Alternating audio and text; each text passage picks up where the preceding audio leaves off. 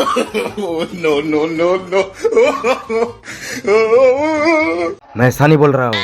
अभी मैं भांग और दारू पीकर तेरे घर में होली खेलने जा रहा हूँ। आज तो तेरे बीबी के साथ जमकर होली खेलेंगे।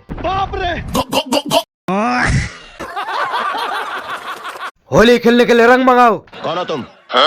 वो तू अपनी नाना को नहीं पहचानता? नाना? सॉरी नाना। पादूलाल बोलिए। होली खेलने के लिए रंग भेजो। क्या?